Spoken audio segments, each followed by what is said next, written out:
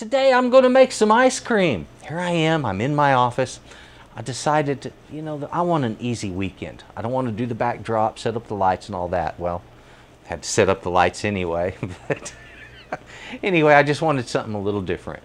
This is actually where I do my video editing. I'm here in my office where I create the videos for Texas Cooking Today, where I do all of the clips and stuff. Generally when I do one of these, there's anywhere from 75 to 100 clips that I've got to sort out and make them work together. It's different when you have two cameras. Anyway, today is ice cream, and you might be wondering, what flavor of ice cream is he doing?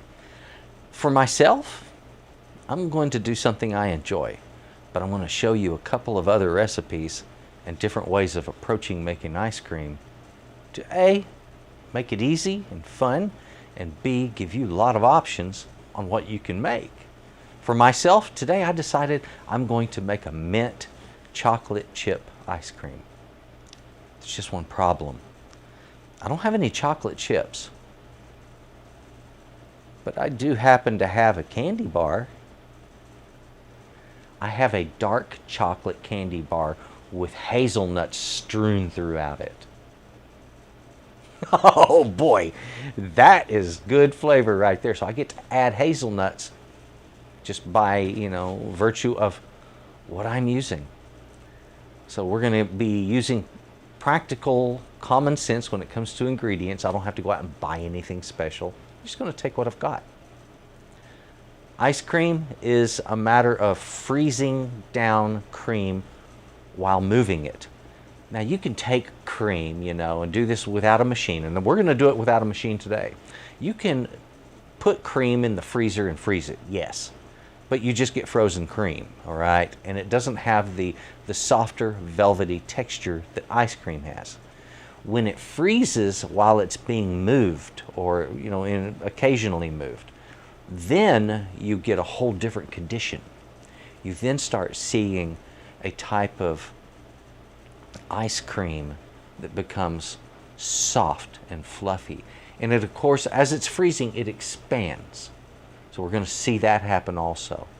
And we're going to see cream go from just plain cream straight up to a beautiful, firm, frozen state without a machine, without anything fancy. I didn't go out and buy bags of ice.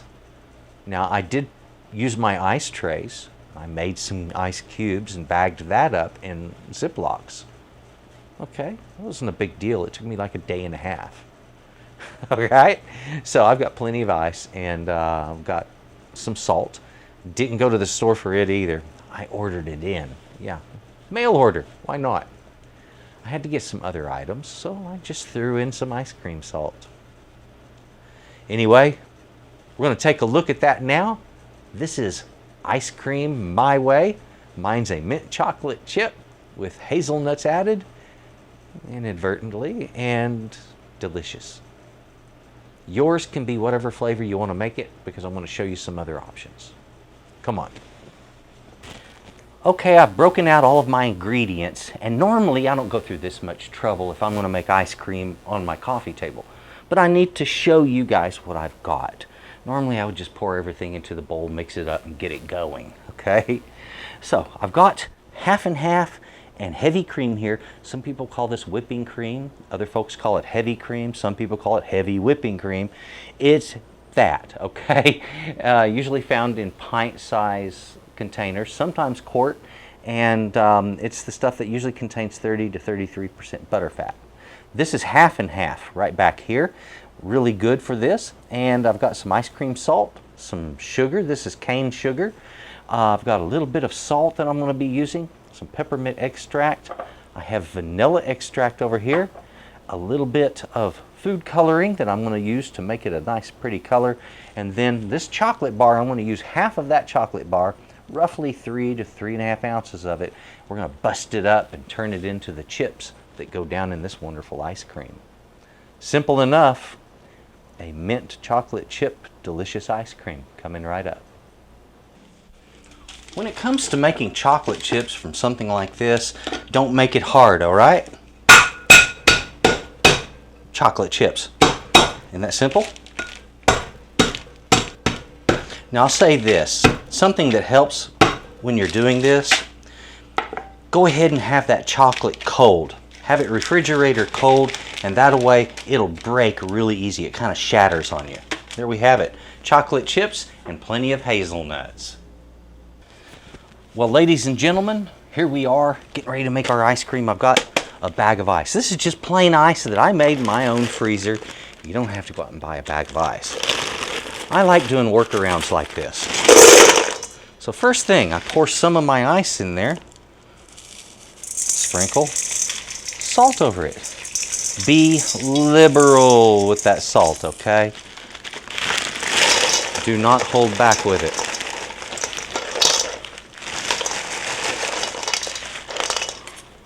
And again, plenty of salt. Daniel Gabriel Fahrenheit.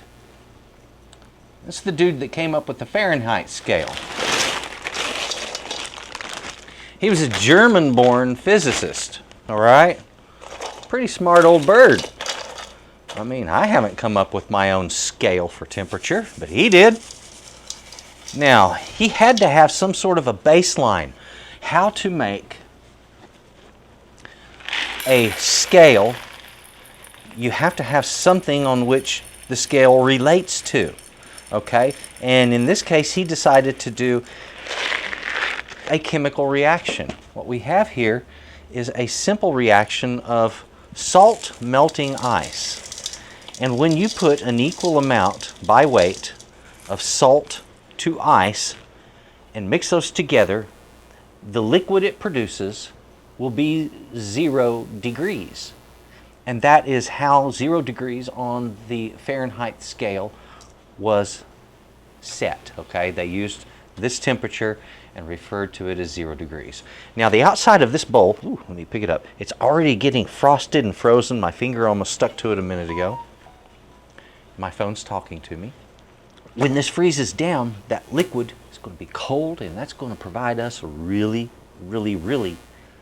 great opportunity to make our ice cream. And this is how ice cream machines work. You make the same brine solution on the outside of what they call the hopper. You have this hopper and a dasher that goes inside of it, and that spins around while the melting is going on around it and making it cold.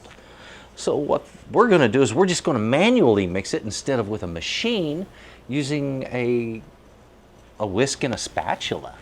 Okay, so it changes a little bit, but not much.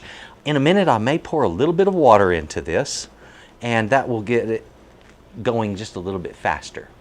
Okay, but right now, I need to take this and just put it over to the side a little bit. It's freezing to my cloth, and that is, by the way, that's the reason I put this cloth out here, was because I did not want this thing freezing to my table. Okay, don't let it freeze to your table. That might not be good for your coffee table. I have glass, it won't hurt mine, but not everybody does. I think we're going to make our mixture now. This is simple enough. We, of course, have heavy cream. Let's get that in there. Beautiful enough. And we've got half and half. Let's discuss that cream for a minute. The cream was a little thicker in the way it appears when I pour it. Let me explain why. If you've ever been on the farm, you know that by making your own cream, that cream has the same viscosity as milk. Okay, it's not thicker or anything like that. So if you see it being thicker, the reason, the dairy put a chemical in it called carrageenan. It is an extract that comes from seaweed, and it's not bad for you or anything, but it's just weird. Why do I have seaweed extract in my cream to make it look thicker when it doesn't necessarily need to look thicker? It's just pandering to Americans, or to people in general, when it comes to their preferences or their thoughts about how something should be, instead of just presenting it as it is. It's kind of like Americans want cheddar cheese that's orange. And it's not naturally normally orange. It's made from milk. Milk is white. Cheddar cheese is normally white. It's got a slightly orangish color from the way it's made, but in the United States they add orange food coloring. All right, I'm going to put in a little pinch of salt right on top of this. It doesn't take much, very little. I'm going to put in some of this right here. God, I love the way this smells. First thing I'm going to do, this is Mexican vanilla, and it needs to be shaken, okay? Plain and simple. And the reason is Mexican vanilla isn't processed quite as heavily as American vanilla is, and as a result, it's sometimes got particulate matter in it, and that is the seeds of the vanilla. And it's good, so get that mixed up. Now I'm going to put 1/2 teaspoon. You don't have to be too exacting with it, but try to get close to it. I'll try to keep my bowl from wringing too much throughout this. So next thing, clean that off.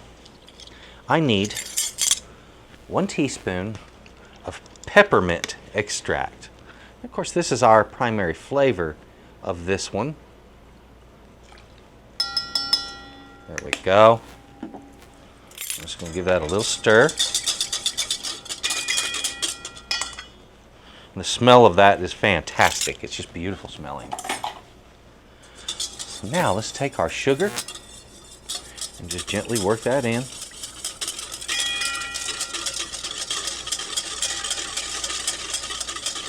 So think about this. This is a neat way just to kick back in the evenings. Let's say you're watching your favorite show or whatever, or just listening to some beautiful music or hanging out with friends and chatting, whatever. Just kick back in the living room and make you some ice cream. You know what, if I can do ice cream in my living room without a machine, you can too. It's just not that hard. Now, before I go and throw in my nuts and chips, I want to add some color. Lately, I have been experimenting with powdered colorants. All right, and these are originally designed for things like fondant and buttercreams and stuff like that. They were built for baking, but they're supposed to interact and work with fat. Now this will either be a win, or I'm going to be throwing out a whole bunch of cream and half and half. So let's hope I get something here. I'm going to do this the same way I did some buttercream not long ago. It doesn't take much of this, just a little amount, about less than 1/8 teaspoon. I'm going to sprinkle that over it, give it a tap. And be careful with that stuff. If it gets anywhere, it's going to make a mess. Oh, look at that! Oh, that is just crazy looking.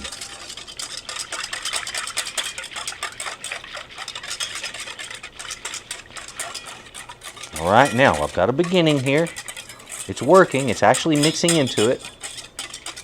So I'm not discouraged. I have this pale green color now, and it's nice. I like that. That I would do for, like, easily I would want that color for a pistachio ice cream. Again, a little bit more.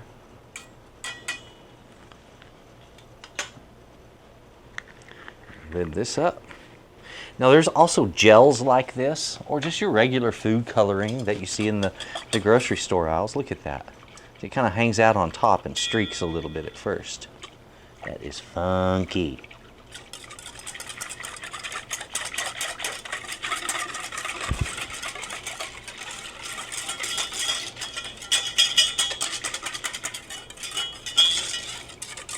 Now I have a little bit richer green, a little deeper. That's nice. I'm going to go with that. Time for these. I've got some more green on the tines of my whisk. That'll all get mixed in. It's not a problem. Ah, there we go. Now imagine you're kicking back in your living room with your friends, and you say, I'm going to make ice cream. And you come in with a bowl or a couple of them, and you sit down with a mixture like this and a bowl like this, and you go to make an ice cream. Well, ladies and gentlemen, It's fun, okay? And your friends are going to love it. My friends loved it when I did this. I kicked it out, and we were all, just kicking out in the lawn, and I made this on the picnic table in front of everybody, and we just had a ball. It was cool. So here I have my brine, which is not melting very quick.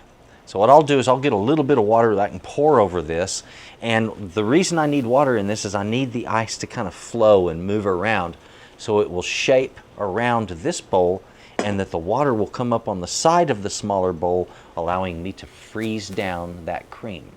That's the whole trick here. As it freezes, I will have to take the whisk out, and I will use my spatula. You can use the spatula through the whole thing, but I find that the whisk is nice to get it started with because it chills quickly along with the ice cream. The spatula takes a little longer to cool down. When it does, it'll be cold and it'll work fine in there. Had to stop for just a minute to get my thermometer. I want to show you guys the whole brine solution thing and the temperatures and all. And cooking thermometers are great for this kind of thing. This one will handle very cold temperatures. I think this operates, let's see here, at -40 to 450 degrees Fahrenheit. So boom, this is going to work fine. And right now, we can see I've got 1.1 degrees in the bottom of the bowl. So the cold temperature's there. There's just not enough water to rise up around this. And actually it's down below that now. I've gone below 1 degree. We're at 0.7 degrees Fahrenheit and falling. All right, that tells you what's going on here. All right, so yeah, I don't have enough water coming up, and I'm going to add water right now, and this is just for the sole purpose, again, to get enough liquid to come up. Now later, believe it or not, I'm going to have to remove some liquid as I add more ice. That's just part of ice cream making, okay? And if you're using an automatic ice cream maker, there's a little drain hole on the side that you open up the cork on that, and it drains out, your excess water so that it doesn't come up and get into the ice cream.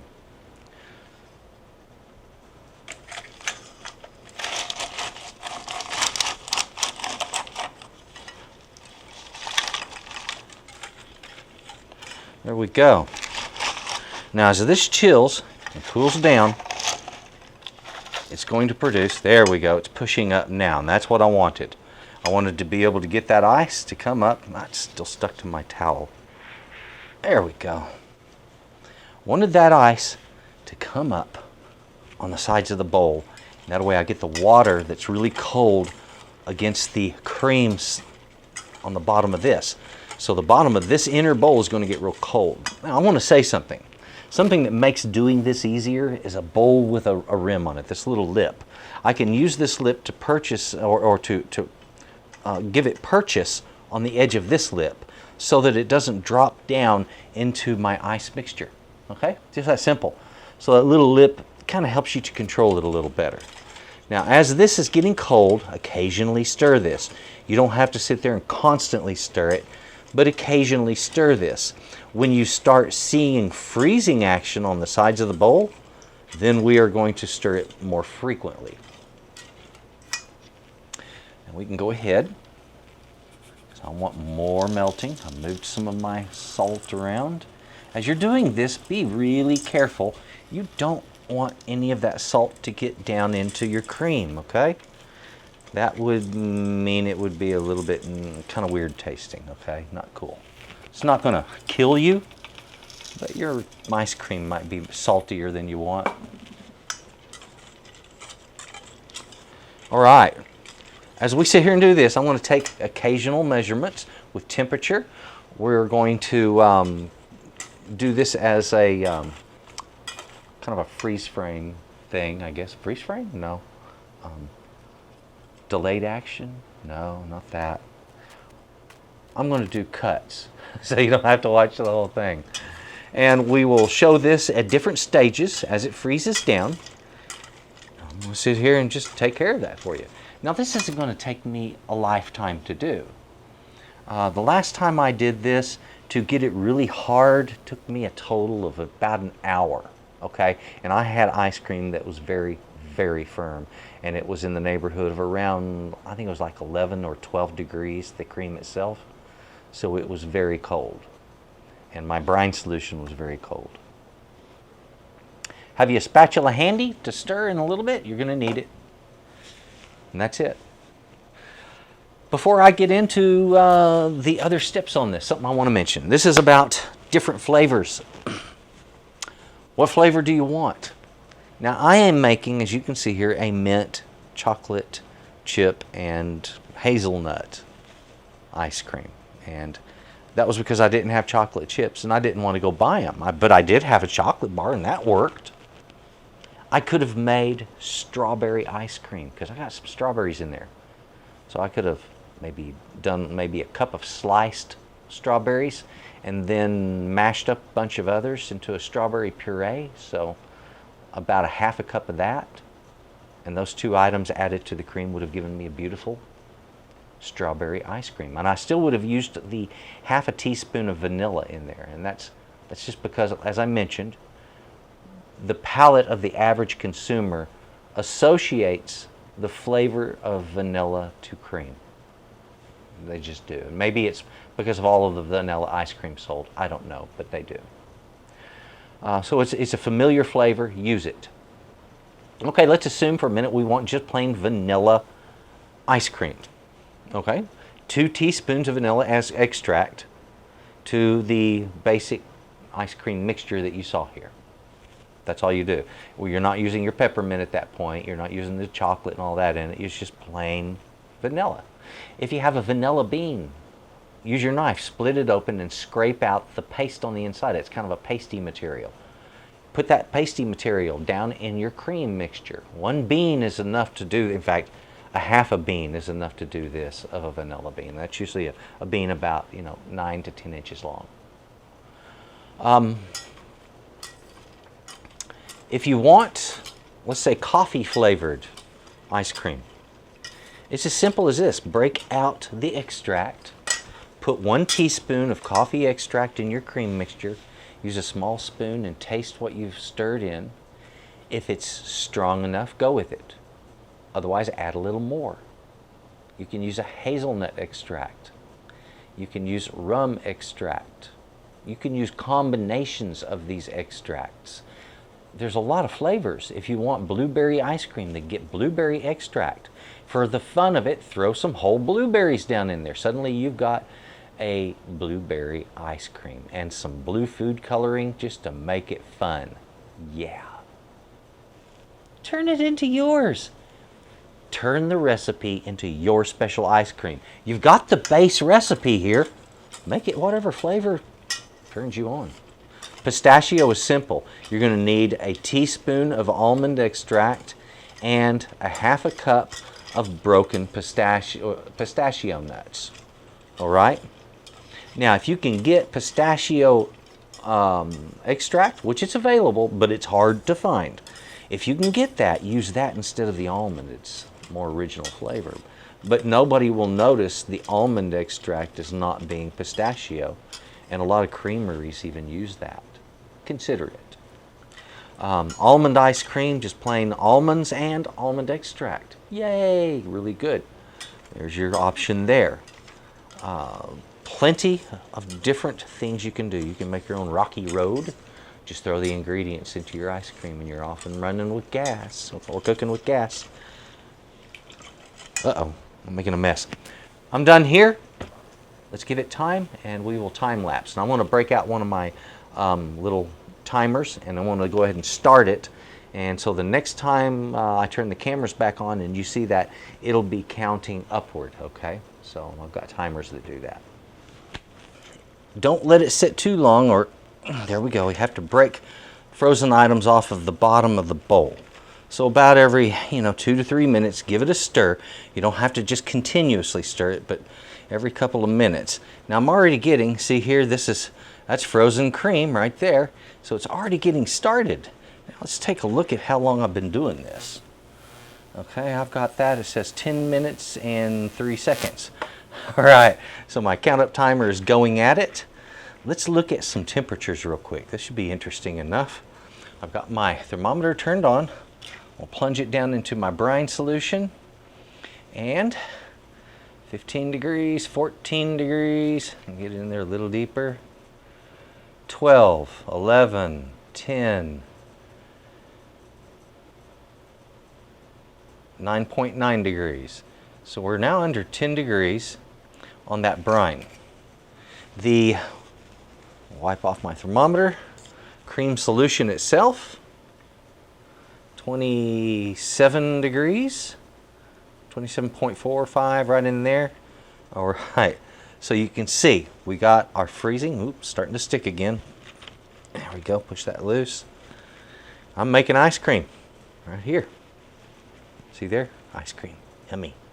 Hot dog. I love ice cream in the summer. And you know, when you're only been doing it for 10 minutes and you're already seeing results, there's some satisfaction in that, okay? Really is. It's cool. Stir every 2 to 3 minutes at least, and don't make too much of this. Like right now, in between clips, as I'm doing this, I'm watching videos on YouTube, okay? It's just that simple. And I'm relaxing, so please, you relax too. Well, I'm getting good freezing action now. Very good. Let's see here, the time. We are a total of 20 minutes in on this little job. And we'll let that just keep counting.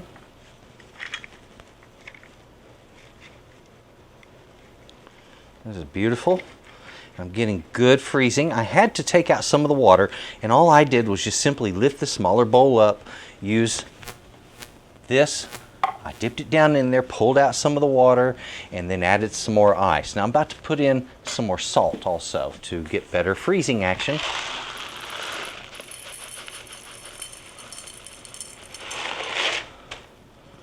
There we are. Again, just be gentle, be slow. There's no rush on this. And my ice is really high, so it would be easy to get salt into my ice cream, which I do not want to do. So I'm just taking my time.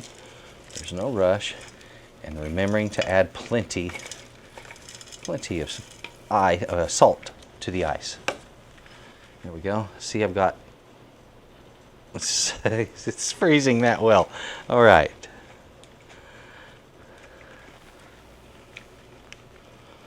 We just keep on here. And again, we're, stirring. Don't let it set too long. Stir it about every 2 minutes at this point once you start getting this kind of freezing. And that way, what you're trying to do is to get the liquidy part stuck to the metal of the bowl so it will freeze like some of the rest of it is already done. Let's take a quick look just for happy grins. What temperature is the ice cream itself right now? My thermometer is showing 66 degrees, but it will plummet. 27, 26.5 degrees. So we have good freezing action. It's good and cold in that ice cream, but I need to get that ice cream colder. If I get that ice cream 10 degrees colder than this, I'm going to have a really firm situation. It'll be good. Let me drop this down into my brine solution and go over here so we can see it on the camera. 6.5, 5.6 degrees and falling 5 degrees, 4.9, 7. All right, so we know we got cold going on underneath this, which is allowing us to have good freezing action within only just minutes. Looky there. It is hard to resist just getting a spoon and going at it right now. Patience, patience. Well, I wanted to stop for just a minute. What I was doing, I was watching some videos. I was actually watching a channel called Lost in the Pond. It's a British guy that talks about the UK and the US and differences between the two. Anyway, 37 minutes in, 37 right there, folks. We have ice cream, all right?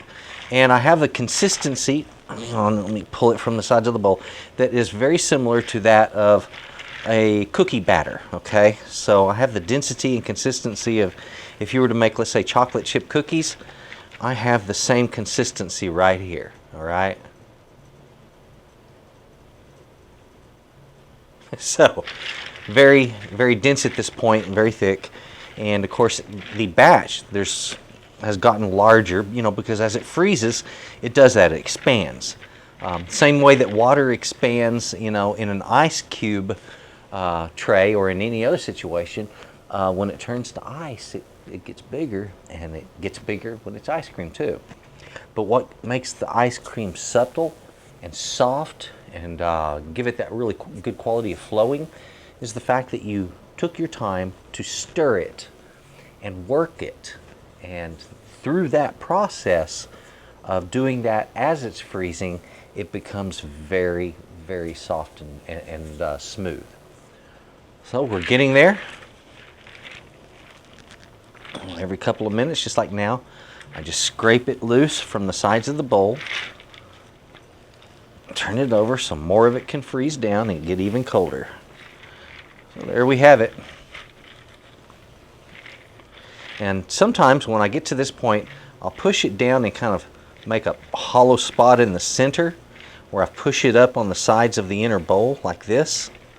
And this allows more contact with the sides of the bowl, which increases the amount of freezing that's going on.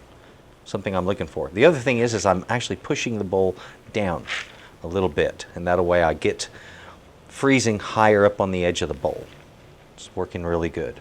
There we have it. So I sit here and watch my video and keep stirring this. The quantity of our ingredients for ice cream today, this works out to 2 cups of half and half, 1 cup heavy cream, 1/2 of a cup granulated sugar. Cane sugar is fine for this. I have a candy bar that I broke up, but I used basically about 3.5 ounces of chocolate chips that I made myself, or broken up chocolate I made for this. Salt, just a pinch of salt, teaspoon of the peppermint extract, 1/2 teaspoon of that vanilla, which gives it that creamier flavor, even though it's just vanilla, but people associate it with that. And then green food coloring. I used a little powdered food coloring there. Wonderful way to go. Very simple. This is easy ice cream. It's not hard to do. Well, I keep stirring this, but now it is getting really difficult to scrape it from the sides of the bowl. It's getting very firm. And very, very firm. So as you can see, the way that's sticking up on there, that is quite cold. All right, now time, 52 minutes. I'm not even an hour in yet, and this sucker is pretty much there. There we go. And each time I stir this, it gets a little thicker, and that's because more of that softer material gets to the side of the bowl and freezes and gets even harder. Let's take a couple of temperature readings right now. I'll turn my thermometer back on, showing my room temperature at 70 degrees. Boom, we'll plunge it right down in there. We'll see what that reads. It's dropping, 16.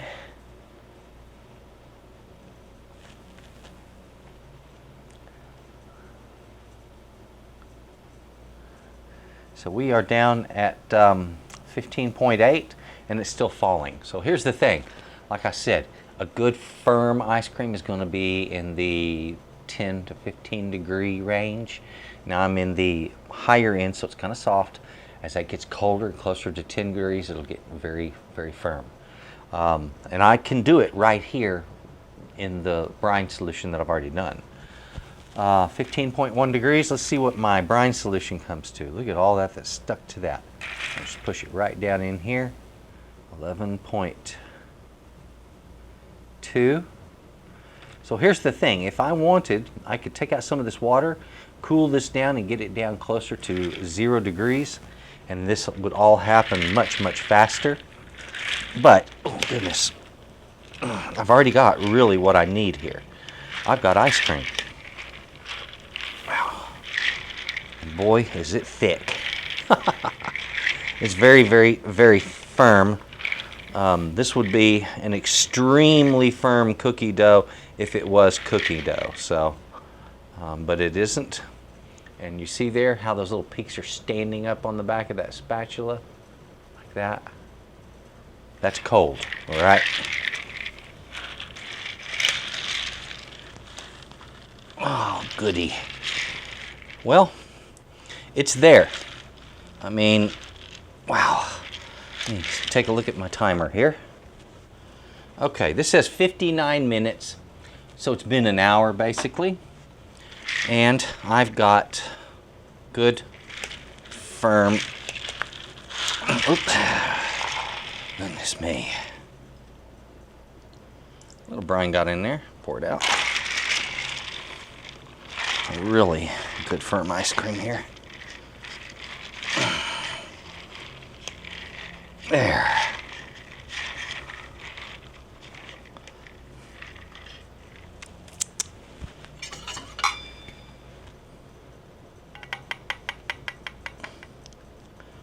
Now I'm absolutely sure that you and your friends are going to love this ice cream. Ladies and gentlemen, that was too easy.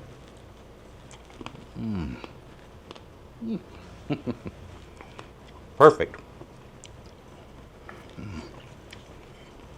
Minty, chocolatey, nutty, and very cold. A perfect summer treat. Oh, man, that is good. That's what ice cream should be anywhere you go. Too bad you can't get the real thing anywhere. I really get tired of tasting commercial ice cream because the first thing I taste is the dextrose they put in it, that corn sugar. It's a horrible flavor to mix with cream. But cane sugar and beet sugar taste delicious when mixed with cream. It does make a difference, folks. Thank you for watching. Put that down. If you would, please take a look at my other videos, Texas Cooking Today. Take a look at what I'm doing on my website. That is S.A.Trotter.com. You're going to find the links right down there in the description box. I appreciate you taking a look. Folks, this has been fun. I hope you enjoy your ice cream. And please, have you a very good and happy summer day, okay? Cheers.